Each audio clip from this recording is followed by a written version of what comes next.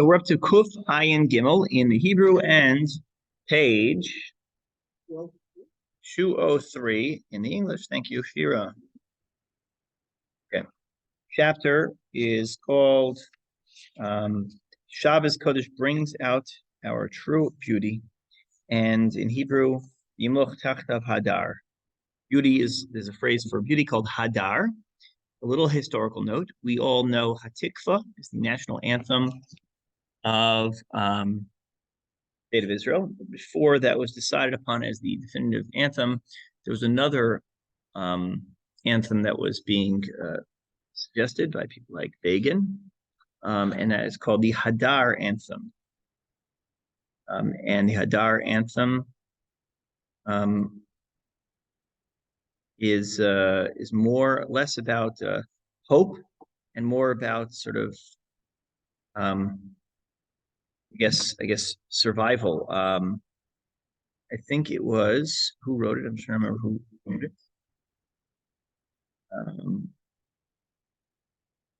Pinsky, I believe, the Beitar and Hadar anthem, and it was really about conquering and fighting, and Masada. It references Masada and sacrifice and obedience. It's a different tone than the anthem of hope, and he represented those two factions in the founding years of the state of Israel, sort of about more sort of the hawkish, more conservative versus the more liberal, peace emphasizing entity. And that was sort of the Begin struggle right in the beginning. So it's interesting how this competing anthems were in existence initially. But that term Hadar was the name of the anthem.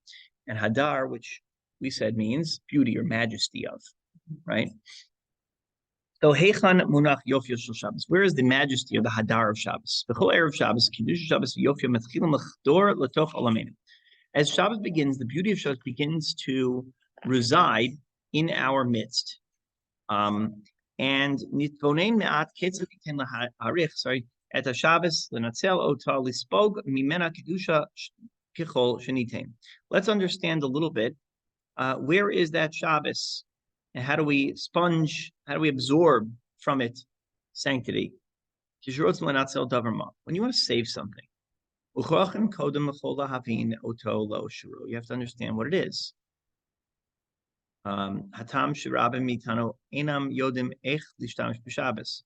Most of us don't know how to use Shabbos. It gets the Kabbalah man of godless yofi, and therefore, since we don't know what to do with Shabbos, we don't know how to receive something from it.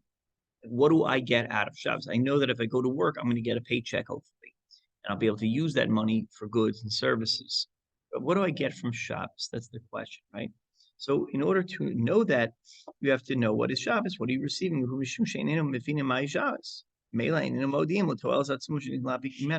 therefore, it's so hard to explain to those who don't understand the benefits of Shabbos. What are you getting out of it? Lo mizman higia elai et arech chashuv avrech. It wasn't that long ago that a very special avrech, an avrech, is a younger man, is an expression for a person who is young and learning kolel. Okay, so some young kolel guy who's married, who is a bal tshuva, and he said the following to me: Shayisi chiloni, when I was irreligious, benisu l'karev oti liyadut, l'shmirat Torah mitzvos, and they tried to bring me closer to Judaism and mitzvos. How wondrous they described it was to learn Torah. How wondrous it is to fulfill mitzvahs.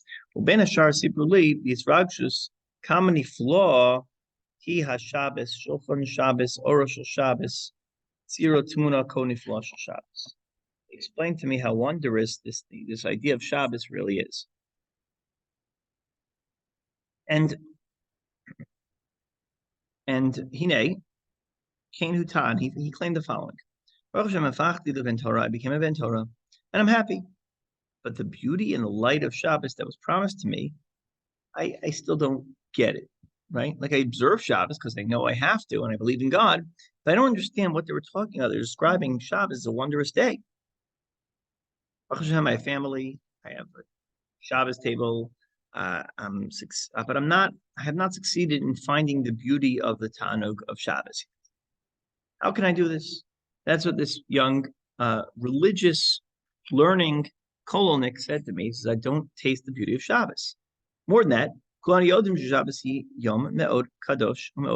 everyone knows it's a day of spirituality, a day of holiness. And then, of course, there's a theme that he's visited before. What are we doing most of the day? We're eating food. So three meals. Every other day is 2 meals. The Gemara tells us how many meals you have to save from a fire. If there's a fire, you're allowed to save, meals for Shabbos, 3 meals. If it's Friday night, if it's Shabbos day, 2 meals, and Shabbos afternoon, you could save 1 meal. We don't want you to put out the fires. We allow you to save those meals from the house. So we know that Shabbos is more than, and this is more than you would eat during the regular week, which is only 2 meals a day. Ad Kedei Kain, Shama Chazal, Neshama Yesera knows Nekadosh Baruch Hu. Me'er Shabbos, a person gets an extra soul, and Motzei Shabbos, the Gemara tells us, Notlin Osameno, Hashem takes that extra soul away from us. You ever hear that idea before? And that's why we smell the Besamim, because the nose is the portal of entry of the soul, where God breathed life into each of us. And that's why when we lose that extra soul, what do? We inhale the Besamim, and it revives that lost soul. Say Vayav the Nefesh, Vayina Fash. When Shabbos ends, Vayav the Nefesh. Whoa, I lost that soul afterwards. That's a tough loss. So that's Neshama Yisera. So people say it's such a glorious thing, a wondrous, elevated thing, higher than our understanding. What's Neshama Yisera? Rashi says Neshama Yisera, Rochav Lev L'Menucha Simcha. Neshama Yisera means you have more time for just relaxing and joy. Patuach L'Revacha. You're now receptive and expansive. V'yochol, and you'll eat and you'll drink. V'yishteh, ve'nafsho katzeh. So that idea that you feel relaxed and that you have an endless sort of availability of resources. In the middle of the week, if you want to relax and eat a meal like you do on Shabbos, you won't feel right? Shabbos, we do it, and you don't feel disgusted. I do think that's true. You kind of eat quick meals during the week, right? Like have a lunch, have a this. And if you do that, it can kill your entire afternoon. If you go out for a big lunch or a big meeting and they serve like tons of food, or you have like 5 rolls of sushi, and afterwards you're gone for 2 hours, 3 hours. You don't have any space afterwards.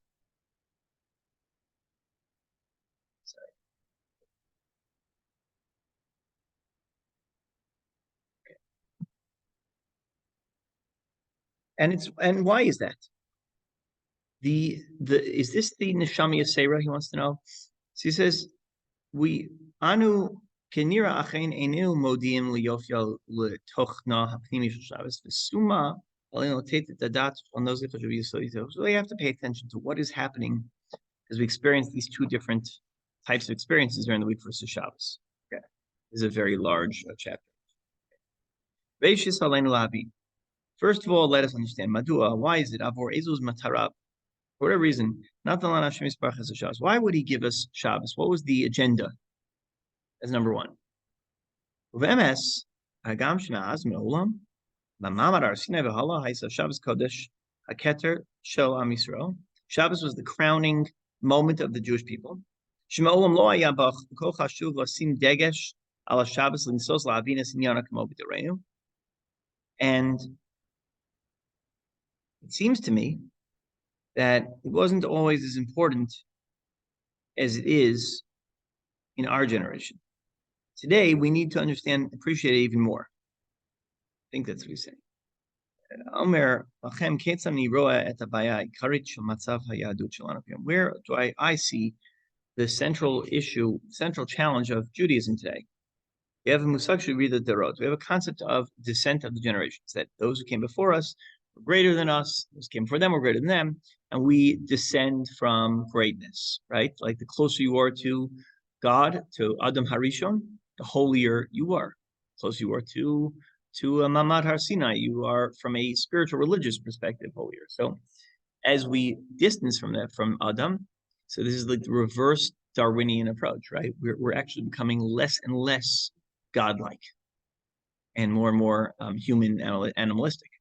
If the and not to say anything but those theories, but it is from a spiritual perspective, it's the anti-evolutionary theory, right? So there's a concept called Yeridas Hadoros, despite the fact that we have all these great gadgets and devices, we are not, or maybe because of it, we are not on the same level. So previous generation, Amar Mar Ukva Ana Laha Milsa, Halo Barcham Lagabe. He says in Chulin, when it comes to this, I am like chometz, I am like vinegar compared to fine wine when I compare it to my father. So recognizing that there is a descent and the awareness that we have not reached that level. Yeah, question?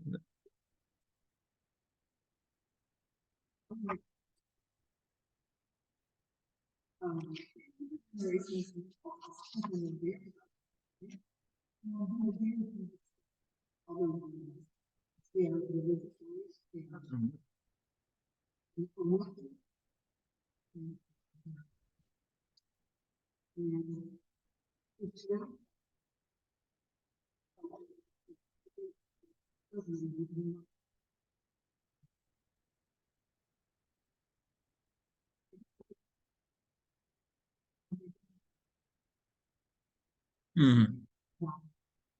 Right.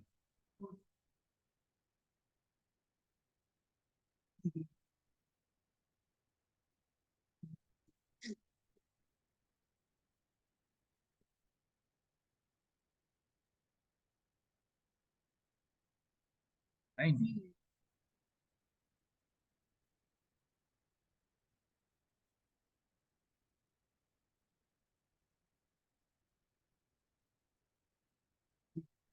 Yeah.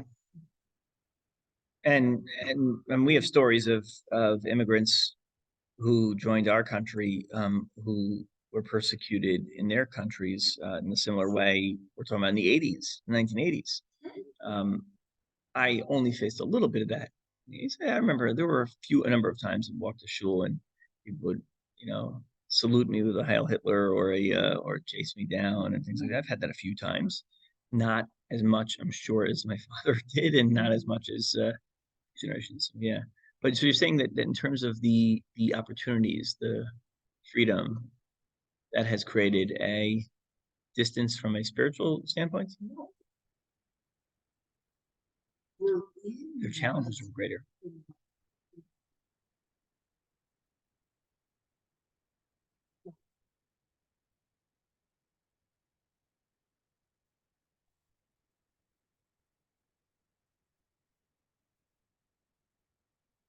Mm. Yeah. So a lot of it's not genuine, meaning we idolize that, but some of it's like we talk about the Alterheim, like it's some sort of the old home, like those were the days. But then everyone was like sick and died at like 43, and it was just like everyone was incredibly life was challenging, and we kind of look up to those days that they were perfect, but there were other sorts of challenges. Religiously, it may have been more ideal, but not from a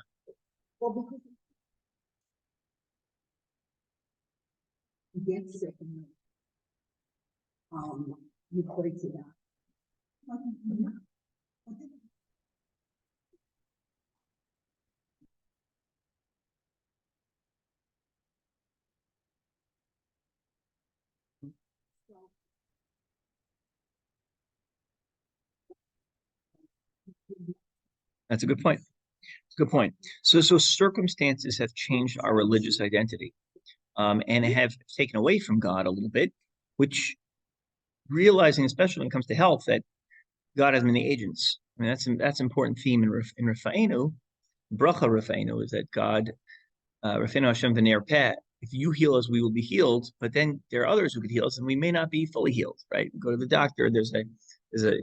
We get cured, but then we could have relapses and all those sorts of things. So there's that balance. But yes, it's true. To live in a time of privilege means that we are also less spiritually attuned. I think that's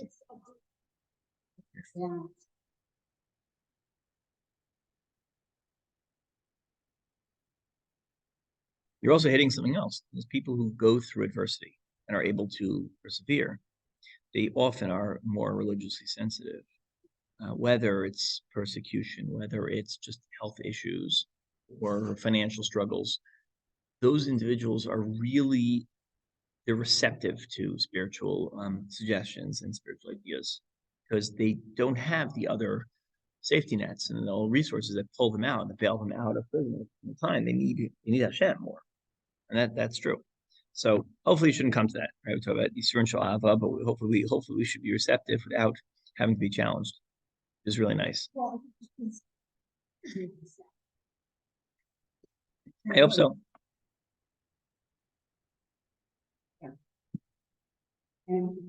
Yeah.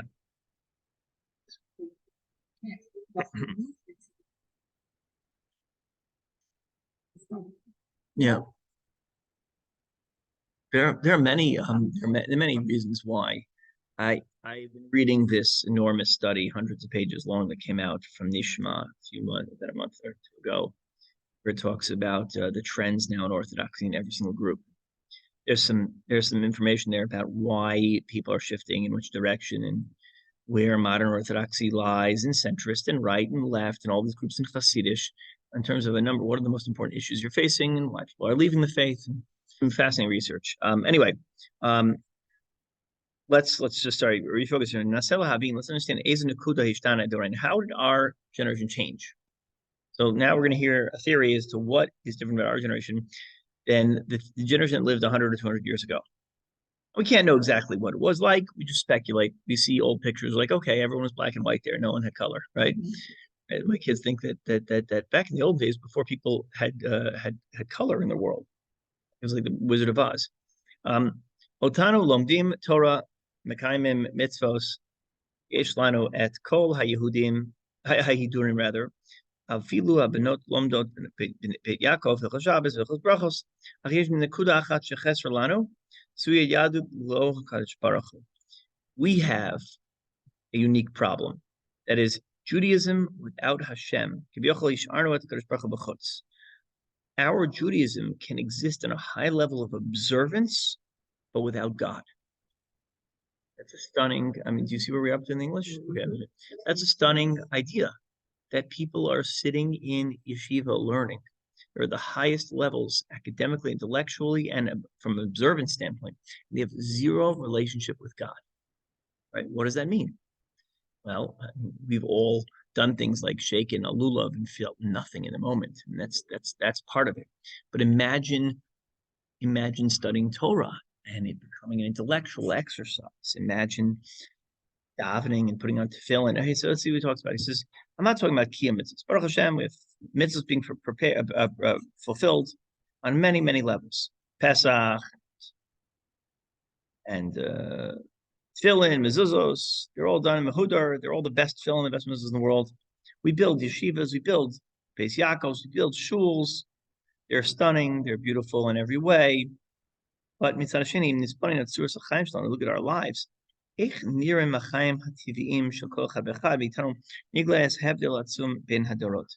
look at our lives, we will see a fundamental difference from previous generations. L'chol medinat Surah Chaim miyuchadet la, hadvarim shenirim yofim tovim beinei ezrachea, u'mehem hadvarim shenirim michu orim v'lo ru'im beinei. The things that maybe they look kind of repulsive and not appropriate. We know how people dress. For 100 or 200 years, it was different. The altar of Kelm told the story that when he got to the city of Kelm from the Musar movement, men and women will walk on two opposite sides of the street. I have a neighbor who does that with his wife. They go for long walks. They're like old school Asian, and they go for long walks for hours on the opposite side of the street. Muncie still do it. Yeah, so some places they do. Right, I've seen certain communities, certainly in Meisharim. Where I visited Muncie, they don't do that. But the more sort of modern amounts of it. Hasidish side of Muncie, yes. Lo medubar al makamot hapritzos, medubar al yaro kitana berussia, nekama 50 shana. Fine. Gayom, nashim gvarim hochem mitzad echad shel rechov. Nobody would claim that would be a violation of modesty. Maybe it is pritzos, but we're not sensitive to it because our standards are no longer. I think there's a tshuva of Rav Ovadia where he considers the question as to whether when Chazal prohibited, hair as we call Serbisha erva, whether that changes when we're so used to seeing hair or not. This question is raised, right? So do our standards change as reality changes, and therefore what is defined as modesty changes or not? So he's considering that question. But we don't feel it. Why not? Because it's the avir, that's where we are now. We're used to living in a world where men and women interact together regularly, and therefore it's no longer considered a breach of modesty. So if you were living in a society when that was immodest, that would be immodest. And again, he's probably, I don't know if he's casting judgment on it, but at least I'm viewing this from a non-judgmental standpoint. I think it's a reality, a statement of reality, is that like the fact that, right? The fact that we're in a shear here, delivering a shir, and there's women and I'm a man, that would have probably never would have been done probably many years ago, I assume, right? The Chazal describes Sarah Imenu teaching the women. And by the way, I think coming back to that model is very good for a variety of reasons, because it allows men speak best to men and women speak best to women. But from a modesty standpoint, there's like no one has a problem with that anymore. Nobody says this is an issue, right? And for the most part, at least in our community, women come and speak, and it's not a problem for men to learn from them, and vice versa. But to know that this has never been the case for 50 years is interesting, right? And by the way, it's not just in Judaism; it's probably outside of Judaism as well. So we are influenced by the rest of the world for many ways. In many ways, that basically for the good, even for the good and the bad, but we're basically, our expectations are being shaped by the rest of society. So whatever becomes normative in society becomes normative here. The interesting split might be with the custom of wearing hats. When JFK was the first president not to wear a hat, was that the case, right? I don't remember who it was. It was JFK was the first one not to wear a hat. Yeah, he was the first one not to. Well, he was young and cool, but JFK is the first one not to wear a hat, and they note that that's when the shift in society changes. The president models a lot for the world, and I think Judaism, sort of the streams of Judaism divide became more apparent at those times when some groups held on to sort of a garb from 10, 15 years, 30 years earlier, 100 years earlier, and others did not. Others basically. Now, I don't think, my opinion, there's nothing wrong with wearing whatever's in the market. You go to the store, you buy something. I think that's normal. It's very hard to find things that aren't in the store, right? To special order everything just because they wore it 300 years ago is tough. It's a tough lifestyle for me. I'm not willing to adopt that. And I don't think that's a breach in modesty. But the reality is that most of the world, the Jewish world, who dresses like a man or woman, is influenced by the society. Okay. So, what is he saying? But he hasn't judged anything about it yet. But adayin bi'adenu lishnot kol halach haruach hagoy tashuv l'chaim haritim b'shalom kefi shechayu b'dorot hakodmim. But the truth is that even though we are vastly influenced by the rest of the world, there's certain aspects that we can revert back to and become sort of like our traditional form, whatever that is. I don't think he's advocating for separate sides of the street at this point, but maybe he is. Okay. Anyway, b'inyan zeh yeshno davar nifla. So pars v'yishlach yeshna parsha shehi niret stuma v'chatum. In the end of V'yishlach, there's a parsha that doesn't make any sense. It says the Shiva Malachim Shemalchum Meis. There were 7 kings who ruled and died. Ela Malachim, and here are the kings. Asher Malchu be'eretz Edom, Lifnei Melech Bnei Yisrael, V'yimloch be'Edom, Bela ben Beor, Shem Yiro Danheva, V'yamas Bela, and Bela dies. V'yimloch Tachtav Yuvav, ben Zerach, Mivtzara. And the end of the V'yamas Baal Chanan, ben Achbor, V'yimloch Tachtav Hadar. The last king's name was Hadar, which both means Hadar and also means majesty or beauty.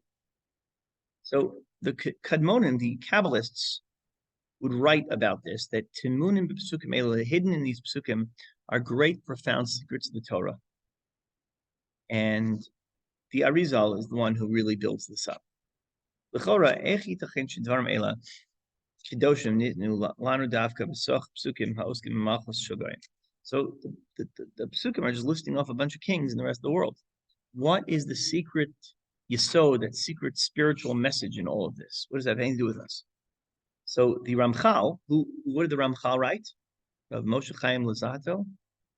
He wrote the Mesilat Yesharim and the Derech Hashem and many, many other works. He passed away at a very young age, around 40. So he wrote a mashal parable. Kasher yesh adam yahalom yakar. When you have a precious diamond, diamond. When you want to bring that diamond, travel from one place to another. If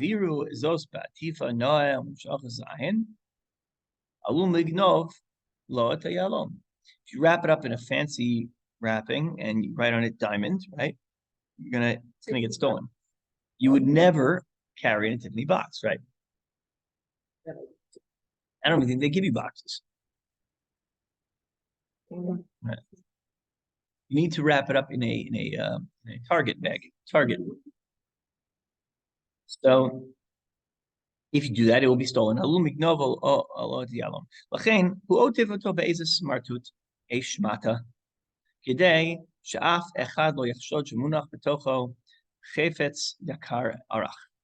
will steal the expensive item.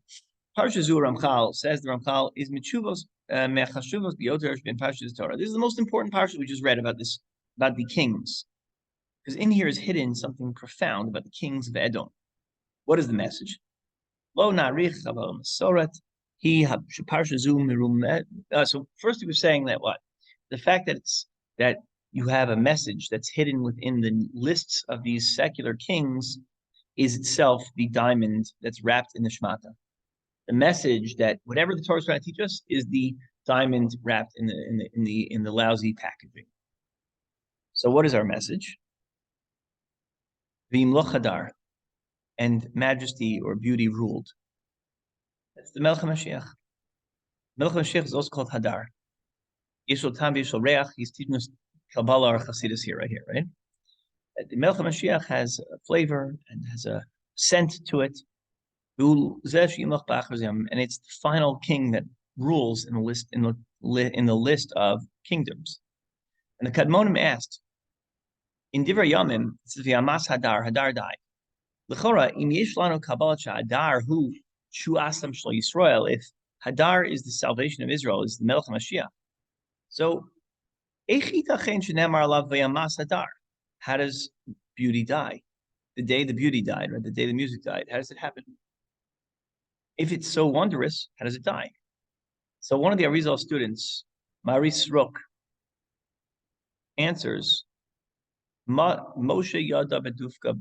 Moshe knew in the chambers of his heart. Ezra lo Yada Bedufka Dliba. Ezra did not know. Moshe Rabbeinu Shama Shalev Dofek. He knew about the pounding of the heart. Ezra did not hear the heart that was pounding, that was tapping, beating. What does that mean? Moshe knew the beat of the heart, but Ezra didn't. The telltale heart, right? What does it mean? Right, the famous mashal, someone knows a heartbeat. King has one child. He's beloved, he's adored. Ben Yakar Beinav, he loves him more than anything in the world. Pamachad, one time, Lo Aleinu Chala Ben Benafal Mishka. Son is sick, he's lying in bed. Shach HaMelech Likro L'Chol HaRofaim. King sends out a message to call the doctors. Bo Bad Kulos Yesodios. Go and look at the Yesodios. At the Yesodios.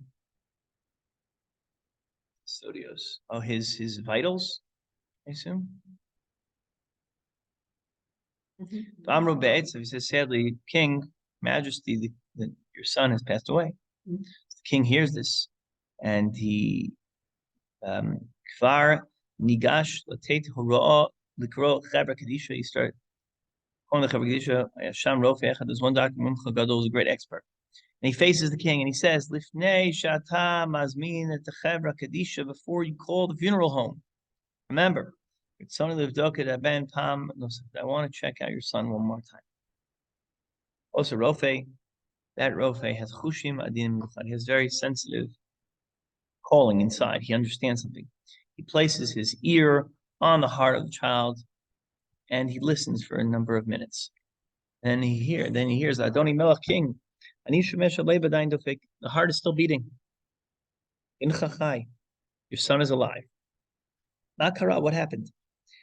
Hayeled haya kolkach neulaf shekulam savru shehumed. Everyone thought he had passed on. Well, Rofei Zed, his doctor, Balachush Madakim, who is sensitive, Ivchin Shadayin Libo poem. He hears the heart beating. Ezra lo yodab dufgod libo. What does that mean? Ezra didn't know. Utan yagias man shekla Yisrael yiyu kol kach mulafim ad sheveyamas. There will come a time when the Bnei Yisrael will be so almost gone that it will appear as if they're dead. Yechshu shemesu. If we look around us, a great portion of the Jewish nation, how many Jews never heard the words Shema Yisrael, Shema Elokeinu Hashem? That's a pella, but that's true. There are many. That's like it's like a death, a spiritual death. Yamas Hadar. Hadar has died. Moshe Rabbeinu, who understands the heartbeat of the person, he heard a little closer, and he heard lo halev adayin dofek. It's still pounding, it's still beating. Hadar lomes, and the beauty of a person, Hadar, doesn't die. What is that? Hadar perusha yofi means the beauty. Yahadu yofi, beauty of Judaism. Chiku mamtakim echulu machmadim. That pasuk in Shir Shirim, taste the sweetness, right? Zichroni, I remember. Yossi Yeled, I was a young boy. Gibein Tesho Esser, I was maybe 9 or 10 years old, and it was Simchas Torah. And I was davening. Veis midrasham shachsidei satmer. I was davening a satmer beis medrash. Da'isi nidchav yachad in kulam. De lazakos lechazot noam ziv pnei admor zatzal. I wanted to see the Rebbe. Yoelish. Kama Gadola Haisa Palos Shalim Admor, how wondrous it was to see this great person. Kezu Kedusha, Keze Yofi Bchlal, Liadu Chil Yofi Hadar. Gamayom, Yehudi Lomed Mispalo, Jew who learns and davens daily. Ach Lo Kamosha Saba Kama Saba Shu. But not Shalom, not like his grandfather. Pain Batsniot Shel Ha'em Ha'Yehudiya Mipam. With the beauty and the modesty and the charm that his mother once had. That also is gone. Jew is around, but the hidur is gone. The majesty of being a Jew is no longer there. Moshe Rabbeinu Gila it's still alive. Still is able to be revealed, despite the fact that it's not as this is good stuff. Okay. Yeah, I'm gonna